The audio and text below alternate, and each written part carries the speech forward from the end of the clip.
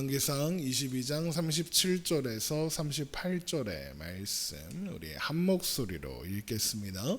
왕이 이미 죽음에 그의 시체를 메어 사마리아에 이르러 왕을 사마리아에 장사하니라.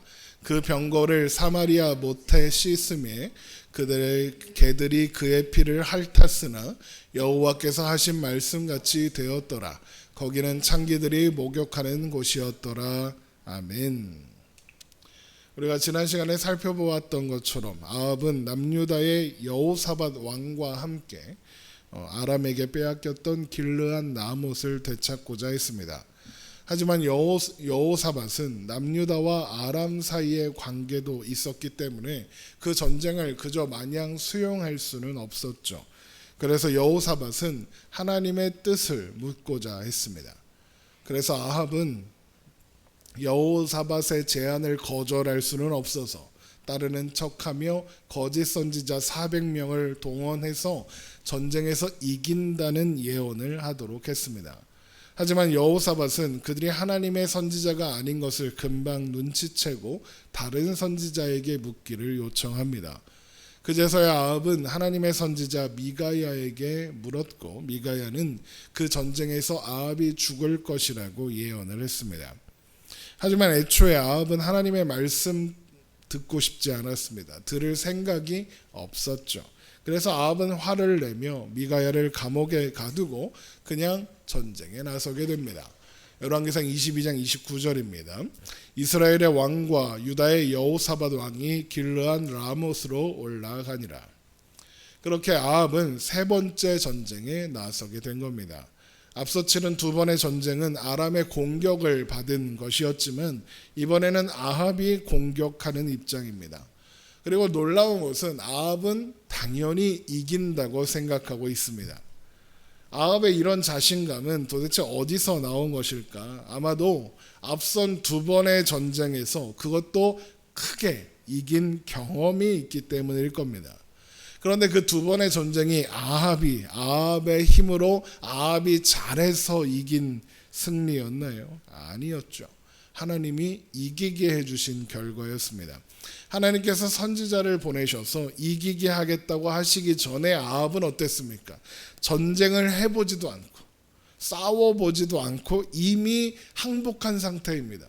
베나닷이 달라는 대로 모든 조공을 다 주겠다고 약속한 상태였습니다. 열왕기상 20장 1절입니다. 아람이 베나닷 왕이 그의 군대를 다 모으니 왕 32명이 그와 함께 있었고 또 말과 병거들이 있더라. 이에 올라가서 사마리아를 에워싸고 그곳을 치며 사자들을 성 안에 있는 이스라엘의 아합 왕에게 보내 이르기를 베나닷이 그에게 이르되 내 은금은 내 것이요 내 아내들과 내 자녀들의 아름다운 자도 내 것이라 하매 이스라엘 왕이 대답하여 말하기를 내 주 왕이여 왕의 말씀같이 나와 내 것은 다 왕의 것이니이다 하였더니 아람은 강대국이고 북이스라엘은 약소국입니다. 이건 누가 봐도 확실합니다. 아무리 길고 짧은 건 대봐야 안다 그러지만 이건 대보지 않아도 그냥 각이 나오는 겁니다. 이건 집니다. 아합도 이거 당연히 지는 전쟁이라는 걸 아는 겁니다. 그래서 항복하는 겁니다. 그러다가 하나님의 선지자가 등장해서 하나님이 이기게 하신다는 예언을 했고 진짜로 이기게 되었습니다. 그 다음 해에 베나닷 왕이 다시 공격해 왔을 때도 하나님의 선지자는 다시 하나님께서 이기게 하신다는 예언을 했고 또 예언대로 이겼습니다. 진짜로 이겼죠. 성경에서 가장 악한 사람으로 손꼽히는 아합을 하나님께서 두 번이나 도와주신 겁니다. 하나님은 왜 그런 일을 행하셨죠? 아합이 뭐가 이쁘다고. 하나님의 목적은 단 한 가지였습니다. 바로 아합 왕이 하나님을 배우는 것이었죠. 그래서 첫 번째 전쟁에서도 너는 내가 여호와인 줄 알리라 말씀하셨고 두 번째 전쟁에서도 너희는 내가 여호와인 줄을 알리라 하셨나이다 라고 했습니다. 아합이 하나님을 알고 이스라엘 백성들이 하나님을 배우는 것, 이것이 하나님께서 두 번이나 승리하게 하신 이유였습니다. 그래서 하나님은 그 두 번의 전쟁을 누가 봐도 하나님이 이기게 하셨다는 것을 알 수 있게 인정할 수밖에 없게 하셨습니다. 그런 방법으로 이기게 하셨습니다. 그러면 전쟁에 이기려면 어떻게 해야 합니까? 일단 군사력을 많이 이렇게 만들든지, 아니면 무기를, 되게 탁월한 좋은 무기를 만들어서 그 군사력의 열세를 좀 극복하든지, 아니면 막 무슨 삼국지에 나오는 제갈곤명 같은 사람이 전략을 막 짜가지고 막 이렇게 해갖고 막 이게 도무지 안 되는 싸움을 이기게 하든지, 그런 게 필요합니다. 전쟁사를 보면 이 세 가지 중에 하나가 탁월하면 이겼습니다. 군사의 수가 적어도 무기가 탁월하면 이길 수 있고, 전략 모르겠고 무기도 잘 모르겠고 그냥 머릿수만 많아, 그래도 이깁니다. 이게 뭐 감당이 안 됩니다. 그 영화 300이라는 영화 보면 300명이 뭐 수십만 명 막겠다고 달려들잖아요. 막는 것처럼 보여요. 못 막아요. 결국에는 스파르타가 점령되는 결말입니다. 못 막잖아요. 아무리 대단하고 막 그런 사람들이 싸워도. 또 무기 숫자는 불리하지만 전략이 탁월해도 이깁니다. 상대가 칼 들고 싸우는데 기관총 하나 들고 있으면 그건 이기는 겁니다. 아무리 좋은 무기를 들고 있어도 한 10,000대1로 싸우라 그러면 그거 이기겠습니까? 우리 진영에 제갈량이 있으면 무조건 이깁니다. 삼국지를 보면 그렇죠. 그런데 하나님이 그 전쟁을 이기게 하시기 위해서 어디서 군대를 끌고 온 게 아닙니다. 기관총을 주시지도 뭐 탱크를 주시거나 뭐 이러지 않으셨습니다. 제갈량 같은 사람을 데려다 주시지도 않았습니다. 이스라엘의 상황과 조건은 조금도 변하지 않았습니다. 변한 게 없습니다. 아무것도. 여전히 아합이 이길 만한 조건이 하나도 없습니다. 아합이 베네달에게 항복하는 그 상황과 다를 게 하나도 없는데 아합은 2번이나 이긴 겁니다. 어떻게 이겼는지 우리는 알 방법이 없습니다. 성경이 기록하지 않고 있으니까요. 하지만 우리가 분명히 아는 건 그런 겁니다. 하나님이 이기게 하셨구나. 하나님이 도우셨구나. 이건 분명히 우리는 알 수 있습니다. 아무것도 달라지지 않은 상황에서 하나님이 2번이나 이기게 하셔서 전쟁에 이기게 하는 하나님을 보여주셨습니다. 그러면 아합은 그걸라도 배워야 합니다. 전쟁에 이기는 방법은 군대가 많고 무기가 좋고 전략이 좋은 것보다 하나님을 의지하는 것이 전쟁에서 이길 수 있는 유일한 그리고 가장 확실한 방법이라는 걸 배워야 합니다. 하나님을 의지하는 게 최고구나. 이걸 배워야 하는 겁니다. 그런데 그걸 배우지 않았습니다. 그런데 그런 아합이 이제 아람을 공격하겠다고 나서는 겁니다. 성경을 잘 보면 이스라엘이 정복 전쟁을 하는 시대는 다윗과 솔로몬 시대가 끝입니다. 나머지는 그냥 보통 공격해 오면 그걸 열심히 막거나 아니면 대부분 항복하고 조공바치고 이런 엔딩이었습니다. 다른 나라를 먼저 공격할 만한 입장이 안 됩니다. 아합도 마찬가지입니다. 그런데 아합이 강대국인 아람을 공격하러 가는 겁니다. 이건 마치 북한이 중국하고 싸우겠다고 이렇게 밀고 올라가는 거랑 비슷한 겁니다. 이거 이기겠습니까? 이길 수 없습니다. 불과 3년 전에 아람의 베나닷 왕의 눈도 제대로 쳐다보지 못했던 사람이 지금 그 베나닷을 잡겠다고 가고 있는 겁니다. 뭐가 변했을까요? 군대가 많아졌나요? 대단한 어떤 인재가 이렇게 들어왔나요? 뭐 기관총이라도 만들었나요? 뭐 탱크, 뭐 전투기 이런 거 만들었나요? 달라진 게 없습니다. 달라졌다고 할 수 있을 만한 건 이스라엘이 아람과의 전쟁에서 2번 이겼다는 것밖에 없습니다. 근데 그게 어떻게 이긴 전쟁이었다고요? 하나님이 이기게 하신 전쟁이었어요.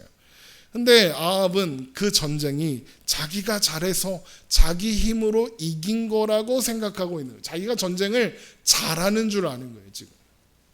그래서 또 전쟁을 해도 이길 거라고 생각하는 거예요. 하나님께서 2번의 승리를 통해서 아합이 하나님을 배우기를 원하셨는데 아합은 간땡이가 분 거죠. 배 밖으로 튀어나왔을 거예요. 간이 이렇게 팍. 물론 아합의 입장에서도 달라진 건 하나 있습니다. 여호사밧이 옆에 있죠. 남유다의 군대가 같이 왔어요. 혼자도 이겼는데 두 나라가 힘을 합쳐서 이기면 이건 무조건 이기지 않겠냐? 두 번은 이기지 않겠냐? 뭐 길르한 네못도 찾고 이러다가 저희 다메섹까지 밀고 올라가서 아람도 다 먹고 그러는 거 아니야? 막 이렇게 혼자 김칫국을 사발로 마시고 있었을 거예요. 그런데 아합이 전쟁에 나서면서 이상한 행동을 합니다. 여호사밧한테 나는 변장을 하고 전쟁터로 들어갈 테니까 너는 왕의 옷을 입고 가라 그러는 겁니다.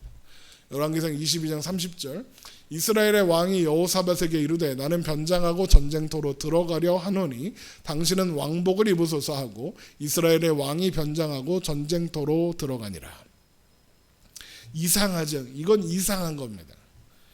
아합은 그것도 동맹국인 남유다의 왕을 데리고 직접 출전하고 있습니다. 보통 이런 식의 전쟁을 하면 보통 왕은 자신의 존재를 과시하기 위해서 평소보다 더 화려한 옷을 입습니다. 막 금으로 만든 옷 그런 거 있잖아요. 번쩍번쩍하고 막 그런 투구를 씁니다. 화려하게 치장하고 그리고 막 이렇게 화려한 병거나 말을 타고 전장에 나섭니다. 그러면 적이 공격하기도 쉽겠죠. 하지만 그래도 그렇게 합니다. 왜 그렇게 하느냐? 그걸로 뿜뿜대는 그 군사들의 그 사기가 있기 때문에 그렇습니다. 자신의 위용을 군사들에게 드러내서 적군 보라는 게 아니라 우리 편 보라는 겁니다. 그걸 보고 왕이 이 전쟁을 두려워하지 않는다. 군사들이여 두려워하지 마라. 걱정하지 마라. 얼마나 자신 있으면 저렇게 눈에 띄게 하고 왔겠네. 왕만 믿고 따르면 된다. 이래야 되거든요. 이걸 제일 잘했던 역사 속 왕이 알렉산더 대왕이에요. 알렉산더 대왕의 그 갑옷이 그렇게 화려했대요. 그래서 전쟁을 할 때마다 모든 그 적군들이 알렉산더 왕을 노리는데 이긴다는 거예요. 알렉산더 왕이 계속 이겼어요. 그래갖고 막 이렇게 하잖아요. 병 걸려 죽지만 부하들이 죽였을 수도 있고 어쨌든 근데 그렇게 했어요. 그러니까 보통 그게 전쟁에 나서는 왕의 자세란 말이죠. 그런데 아합은 왕의 옷을 버리고 적이 아합이 아합인 줄 모르게 일반 군사 중 하나인 것처럼 변장을 하기로 하는 거예요. 그리고 자신이 있어야 할 그 자리에 누구를 세우겠다는 거예요? 남유다의 왕 여호사밧을 세우겠다는 거예요. 왜 그러는 걸까요? 그러면 여호사밧이 아합인 줄 알고 아람 군대가 제일 중요한 타켓으로 삼을 걸 아는 거예요. 왜 그럴까요? 죽어도 내가 아니라 제가 죽을 테니까.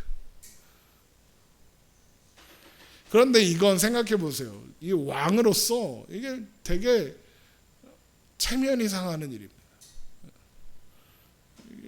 부끄러운 일이에요. 뭐하는 망신. 다른 나라 왕한테 나 대신 죽어 이러는 거 아닙니까? 이건 망신도 그런 망신이 없는 겁니다. 그런데도 그렇게 하는 겁니다. 아합이. 왜 그렇게 하는 걸까요? 왜 그 망신을 감수하기로 하는 걸까요? 왜 아합은 전쟁터에 나가면서 의도적으로 자신의 정체를 숨기는 거겠습니까? 그 이유는 전쟁에 나서기 전에 재수없는 소리를 들어서 그렇습니다. 하나님을 믿지 않고 그래서 하나님의 선지자가 하는 말씀도 믿지 않지만 꺼림칙할 겁니다. 여러분 우리가 운세 사주팔자 뭐 이런 거 안 믿는다고 하죠. 안 믿는데 거기서 안 좋은 사리가 나오면 괜히 신경 쓰이잖아요. 그거랑 똑같은 거예요. 그래서 아예 안 보는 게 좋아요. 그거 뭐하러 봐요? 안 믿을 건데 뭐 왜 보는지 모르겠어. 난 그런 거 안 믿는데 그러면서 봐. 그게 왜 신경 쓰이는 줄 아세요? 그게 죄인들의 특성이에요. 자기에게 안 좋은 말을 하는 거를 사람들이 불편해하잖아요. 그게 왜 불편해하느냐? 그게 죄인의 속성이에요. 죄인은 나는 잘 됐으면 좋겠고 다른 사람은 다 망했으면 좋겠는 게 마음이거든요. 그러니까 나한테 불편한 소리를 하는 게 싫어. 그리고 그걸 신경 쓰이고 피하려고 하는 게 죄인의 특성이에요. 그래서 아합이 체면불구하고 변장을 하고 자신을 숨기기로 하는 겁니다. 아니나 다를까 아람의 왕은 병거 부대, 이게 특공대예요. 병거 부대의 지휘관 32명한테 별동대를, 그러니까 병거 부대를 끌고, 그러니까 병거 부대는 지금으로 하면 탱크 부대예요. 그러니까 32개의 기갑 부대한테 너희들은 이거 싸울 필요 없어. 여기는 보병들이 가서 싸울 테니까 너희 탱크 부대는 가서 아합만 잡아. 이렇게 명령합니다. 열왕기상 22장 31절.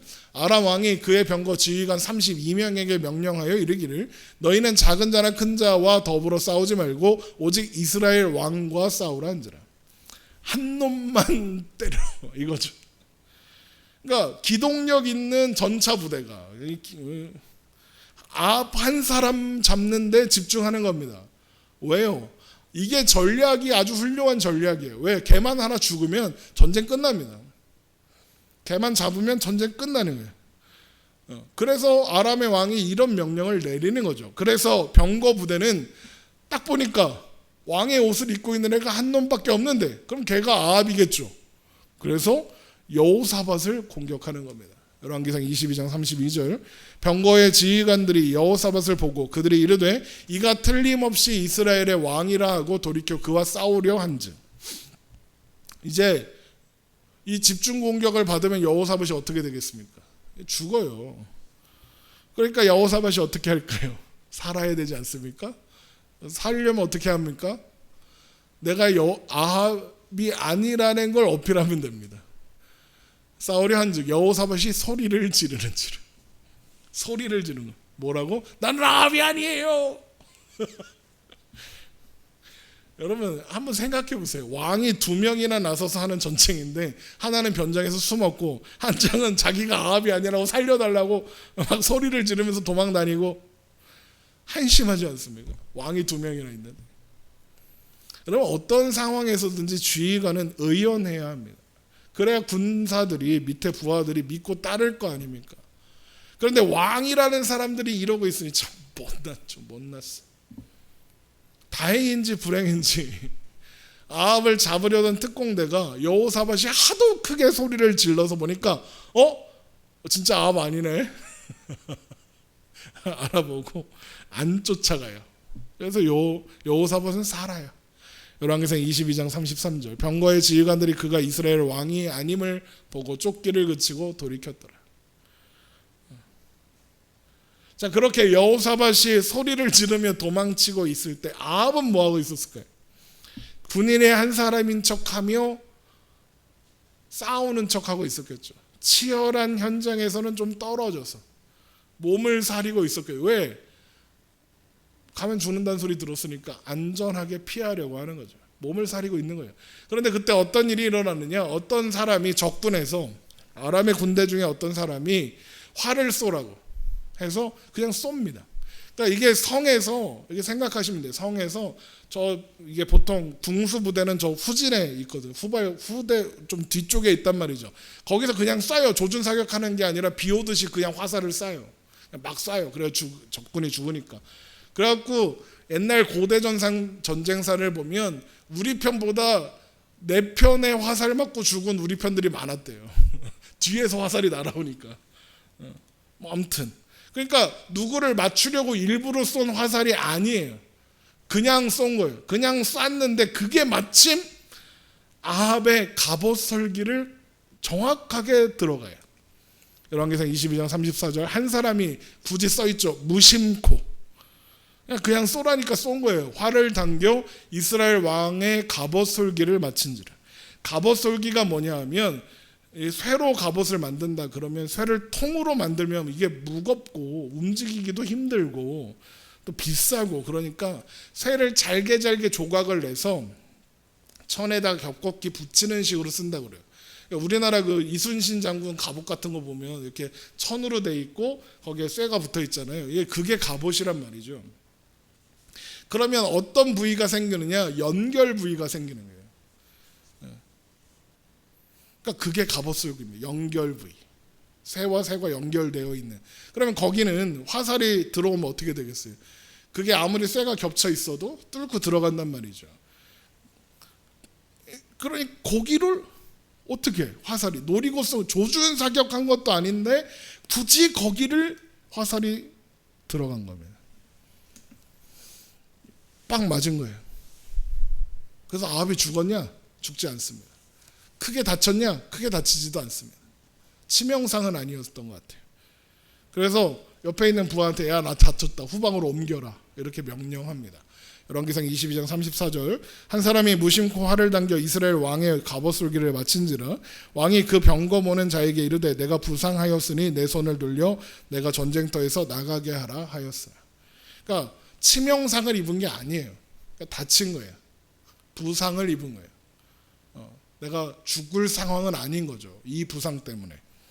그런데 그래서 이제 그 병거를 모는 부하가 어떻게 했겠어요? 병거에 태우고 이렇게 돌아갔겠죠.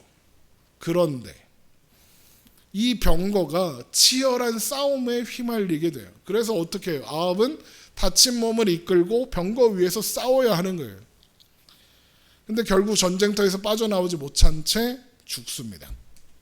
열왕기상 22장 35절 이날에 전쟁이 맹렬하였으므로 왕이 병거 가운데에서 붙들려 서서 아람 사람을 막다가 저녁에 이르러 죽었는데 상처의 피가 흘러 병거 바닥에 고였더라. 여기에 중요한 단서가 나와요. 아합이 어떻게 죽었는지. 상처의 피가 흘러 병거 바닥에 고였더라. 싸우다가 적군의 칼 맞아 죽은 게 아니에요.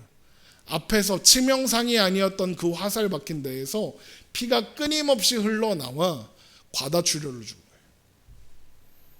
싸우다 죽은 게 아니에요. 그러니까 아합은 화살을 맞고 부상했을 때 전쟁터에 나가서 치료를 잘하면 죽기야 하겠어 라고 했던 거예요. 근데 빠져나가지 못하고 아합이 그대로 죽은 거예요. 그렇게 아합이 죽었는데 아합이 죽었다는 사실을 아직 군사들이 몰랐는지 얼마간 더 맹렬한 싸움이 이어지고 그러다가 이스라엘 쪽으로 기울었을 거 아닙니까? 누군가 후퇴 명령을 내립니다. 그래서 이스라엘 군대는 그냥 후퇴도 아니고 그냥 흩어집니다. 열왕기상 22장 36절 해가 진력에 진중에서 외치는 소리가 있어 이르되 각기 성읍으로 또는 각기 본향으로 가라 하더라. 그러니까 후퇴해라 이게 아니라 도망쳐라 이거예요. 후퇴하라는 진영까지 물러서서 이렇게 다시 재정비라고 다시 싸울 여지가 있는 건데 도망쳐라 이거는 각자 살 길을 도모해라 이런 뜻이거든요. 자, 그런데 그렇게 후퇴하던 사람들이 집으로 돌아가던 사람들 중 누군가 아합이 죽은 걸 발견하고 그 시체를 그냥 두고 올 수는 없으니까 시체를 병거에 실어서 왔든지 메어 왔든지 해서 사마리아 성으로 돌아왔고 아합은 그렇게 사마리아 성에 장사됩니다. 열왕기상 22장 37절 왕이 이미 죽음에 그의 시체를 메어 사마리아에 이르러 왕을 사마리아에 장사하니라. 그리고 아합이 탔던 병거를 사마리아 못이라는 곳에서 씻었고 그때 개들이 와서 아합의 피를 핥았으니 이것은 하나님의 말씀대로 된 일이었습니다. 열왕기상 22장 38절 그 병거를 사마리아 못에서 씻음에 개들이 그의 피를 핥았으니 여호와께서 하신 말씀과 같이 되었더라. 거기는 창기들이 목욕하는 곳이었더라. 하나님께서 하신 말씀이란 나봇을 죽이고 그의 포도원을 차지한 아합에게 하나님께서 엘리야를 통해서 하셨던 말씀입니다. 열왕기상 21장 19절 너는 그에게 말하여 이르기를 여호와의 말씀이 내가 죽이고 또 빼앗았느냐고 하셨다 하고 또 그에게 이르기를 여호와의 말씀이 개들이 나봇의 피를 핥은 곳에서 개들이 내 피 곧 내 몸의 피도 핥으리라 하였다 하라. 이 말씀이 그대로 이루어진 겁니다. 그렇게 아합은 자신이 생각하지 못했던 방식으로 죽었고 그에 대하여 하나님께서 하신 말씀은 그대로 이루어진 겁니다. 보통 여기까지 보고 많은 사람들이 어떻게 반응하냐면 죽을 놈이 죽었다고 생각합니다. 사이다 결말 이렇게 생각하기도 하죠. 그런데 그렇게 생각하면 안 됩니다. 죽을 놈이 죽었다 그렇게 생각하시면 안 됩니다. 왜 그러느냐? 아합이 죽으면 안 되는 존재여서 그러냐? 그게 아닙니다. 왜 그렇게 생각하면 안 되냐 하면 하나님께서 하신 말씀이 그대로 이루어졌다고 해서 하나님께서 이런 결론을 아합이 죽는 것으로 끝나는 결론을 의도하셨다라는 의미는 아니기 때문입니다. 물론 하나님은 아합에게 심판을 선포하셨습니다. 전쟁에서 아합이 죽을 거라고 저주도 하셨습니다. 아합 입장에서는 기분 나쁜 말이고 피하고 싶은 예언입니다. 그래서 피하려고 아합은 애를 썼습니다. 하지만 하나님의 말씀대로 되었죠. 그렇다고 해서 하나님은 그런 결론을 위해서 하나님께서 아합에게 그런 예언을 하셨던 게 아니라는 겁니다. 그러면 사람들이 내가 네 잘 되나 보자, 이건 잘 안 됐으면 하는 마음에 하는 소리입니다. 그리고 잘 안 되면 어떻게 합니까? 내가 뭘 했어? 역시. 그러니까 나쁜 말을 하는 것 자체가 사람들의 목적입니다. 망하는 게 진짜 목적이죠. 자기가 한 나쁜 말이 그 사람의 결론이 되기를 간절히 바랍니다. 그래서 망하면 속 시원하다 그러죠. 복수했다 이렇게 하죠. 그런데 하나님은 그런 의도로 저주를 선포하거나 예언을 하시는 게 아닙니다. 하나님의 의도는 전혀 다릅니다. 물론 하나님의 저주는 인간의 저주와는 다르게 아주 살벌합니다. 우리 지난 주까지 이제 말씀 묵상으로 소선지서의 말씀을 살펴보았는데, 소선지서의 말씀을 보면 그런 내용이 가득합니다. 너 그러면 죽는다, 망한다, 잡혀간다, 흩어진다, 끝난다. 이런 말씀이 얼마나 많은지 모릅니다. 그 중에 하나만 읽어보죠. 하박국 1장 5절입니다. 여호와께서 이르시되 너희는 여러 나라를 보고 또 보고 놀라고 또 놀랄지어다. 너희의 생전에 내가 한 가지 일을 행할 것이라. 누가 너희에게 말할지라도 너희가 믿지 아니하리라. 보라, 내가 사납고 성급한 백성 곧 땅이 넓은 곳으로 다니며 자기의 소유가 아닌 거처들을 점령하는 갈대아 사람을 일으켰나니 그들은 두렵고 무서우며 당당함과 위엄이 자기들에게서 나오며 그들의 군마는 표범보다 빠르고 저녁 이리보다 사나우며 그들의 마병은 먼 곳에서부터 빨리 달려오는 마병이라. 마치 먹이를 움키려 하는 독수리의 나름과 같으니라. 그들은 다 강포를 행하러 오는데 앞을 향하여 나아가며 사람을 사로잡아 모으기를 모래같이 많이 할 것이요 왕들을 멸시하며 방백을 조소하며 모든 견고한 성들을 비웃고 흉복을 쌓아 그것을 점령할 것이라. 그들은 자기들의 힘을 자기들의 신으로 삼는 자들이라. 이에 바람같이 급히 몰아 지나치게 행하여 범죄하리라. 살벌합니다. 하나님이 사나운 표범 같고 비열한 이리 같은 말을 모는 갈대아 사람들을 보내어서 니들 싹 죽여버리겠다 그러시는 겁니다. 그런데 제가 소선지서를 살펴보면서 이런 말씀이 나올 때마다 뭐라고 했는지 기억하십니까? 제가 뭐라고 했냐면 하나님께서 이런 심판을 선포하시는 이유는 심판 자체가 목적이 아니기 때문이라고 했습니다. 하나님께서 심판하시려면 경고하실 필요 있습니까? 저주하실 필요 없습니다. 그냥 하면 됩니다. 그냥 별일 없이 사는 것 같던 어느 날 바벨론이 쳐들어와서 다 죽게 내버려 두면 됩니다. 이방 민족이 쳐들어와 내버려 두면 됩니다. 하늘에서 불이 내려서 그냥 죽여버리면 됩니다. 그러면 깔끔하게 심판하고 끝날 수 있습니다. 그런데 왜 굳이 하나님이 심판을 선포하고 저주를 하시겠습니까?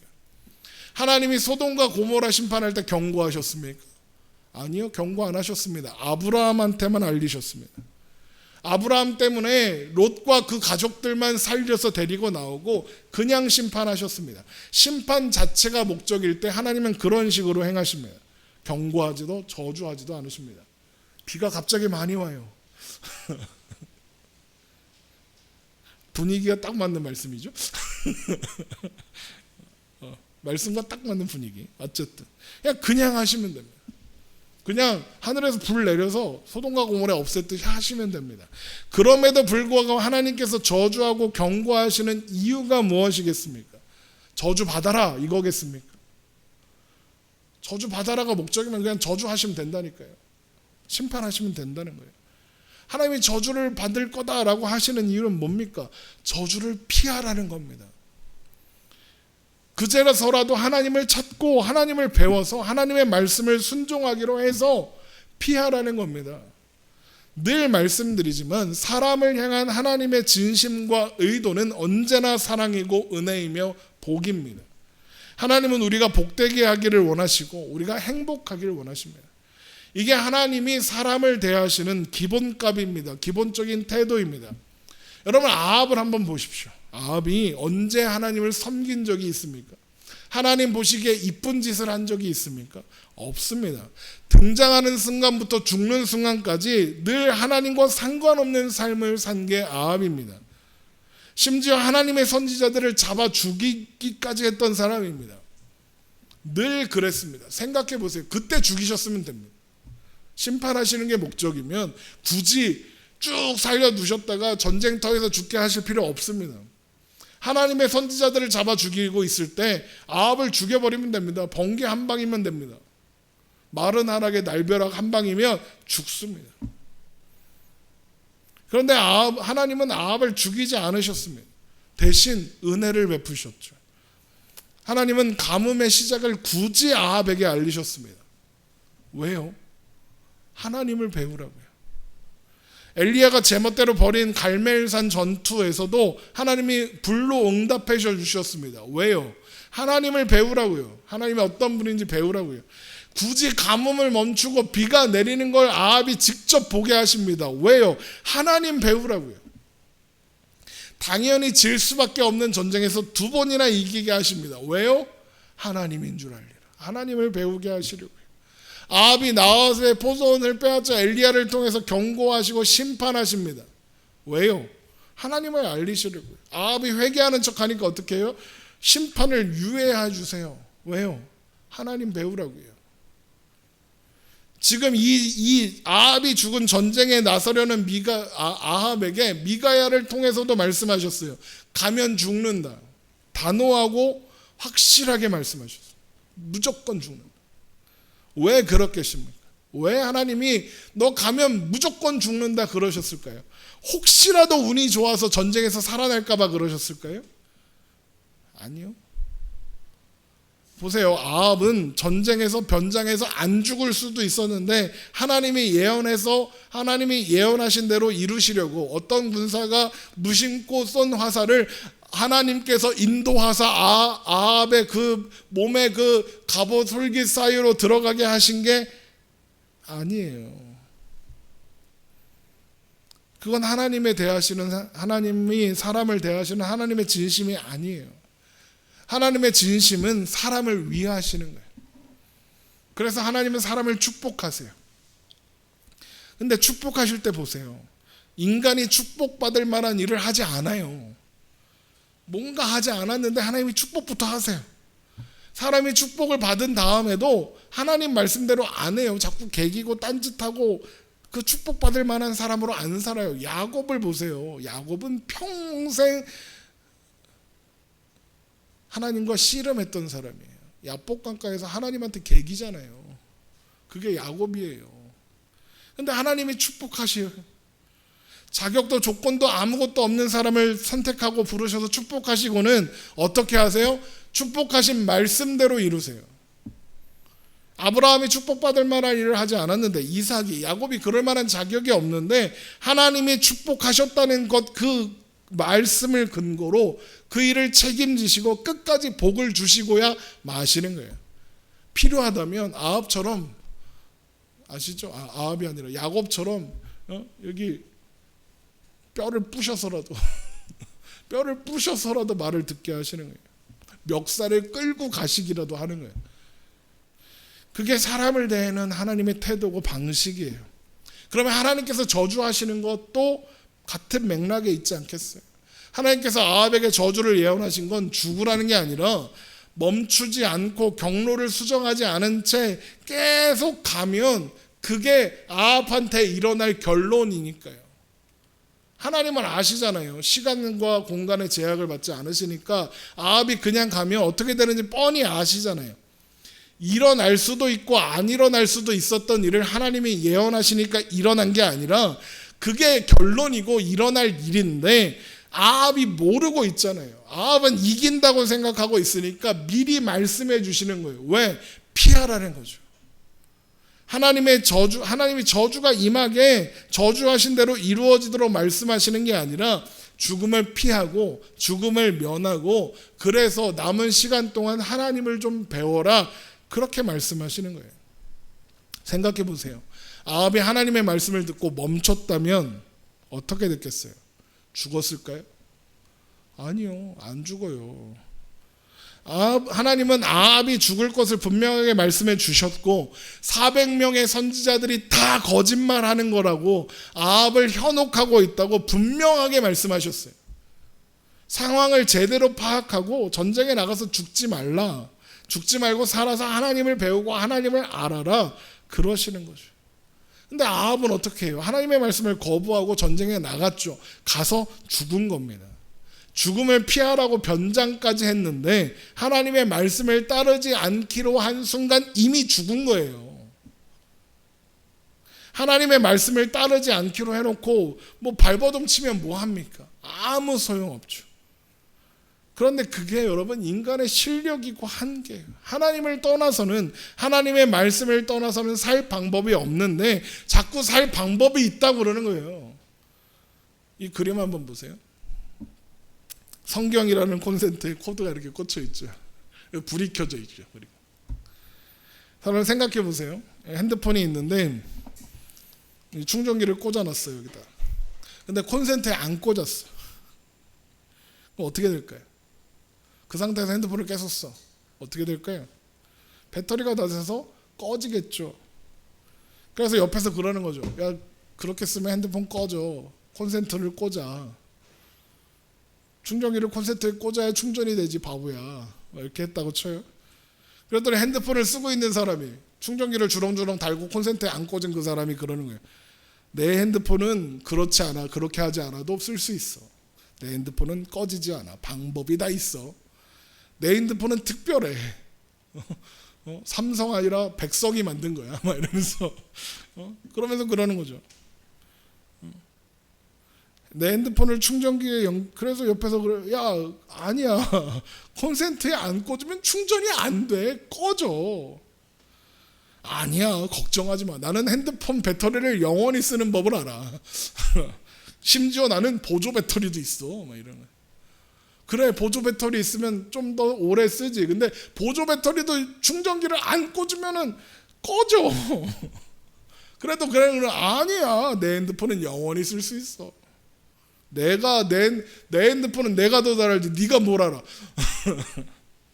여러분 뭐라고 하실까요? 뭐라고 하실래요? 그런 사람한테 와 저건 뭐지? 막 이렇게 하지 않겠어요? 이 바보가 뭐라는 거야? 근데 지금 아합이 그러고 있는 거예요. 아합이. 그리고 그게 죄인들의 한계고 현실이 실력이 미련하고 어리석어요. 콘센트에 코드를 꽂아주면 어떻게 되는 줄 아세요? 배터리가 안 떨어져요.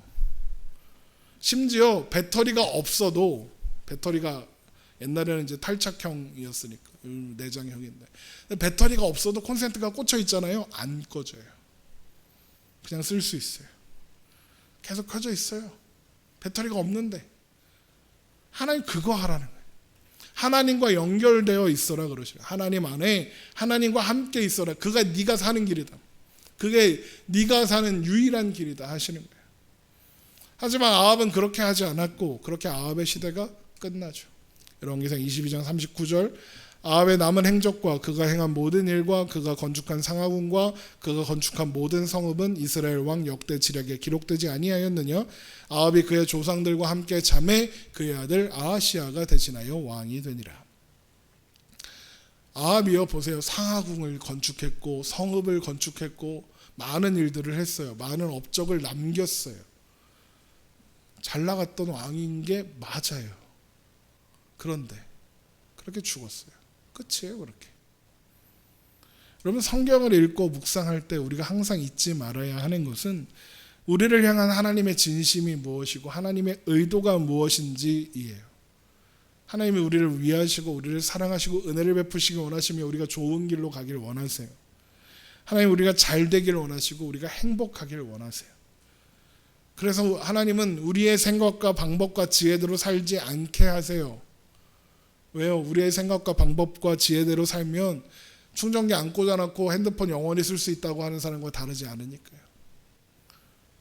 그래서 하나님은 너의 지혜와 방법과 생각대로 살지 말고 하나님의 말씀과 하나님의 말씀을 따라 살아라 말씀하세요. 그게 우리가 사는 유일한 길이고 우리가 행복할 수 있는 유일한 방법이니까요. 그래서 하나님 우리에게 말씀을 주셨고, 말씀이신 예수님께서 이 땅에 오셔서 그 모든 일을 이루셔서 하나님의 하나님 되심을 보여주셨던 거예요. 매일 묵상으로 시작한 요한복음에서 제가 그런 말씀을 드렸어요. 예수님이 말씀으로 오셔야 했던 이유가 있다. 그건 아무도 하나님을 보지 못했는데 예수님을 통해서 하나님을 보여주시고 하나님을 설명하기 위해서 그러셨다. 그래서 우리에게 예수님을 주셨고, 그 예수님이 우리와 함께 계시고 또 말씀으로서 우리와 함께 계시죠. 성경으로 우리에게 말씀하고 계시죠. 그러니 여러분, 말씀을 읽고 듣고 묵상하세요. 생각하세요. 분별하세요. 하나님의 말씀이 무엇이고 하나님의 의도가 무엇이고 하나님의 진심이 무엇인지 발견하세요. 그리고 그 말씀을 따라서 살기로 하세요. 그게 우리가 살 수 있는 유일한 방법이고 가장 복된 삶의 근거니까요. 그러면 그렇게 말씀 안에서 하나님의 은혜와 복을 제대로 누리며 살 수 있는 우리가 되기를 주님의 이름으로 축원합니다. 기도하겠습니다.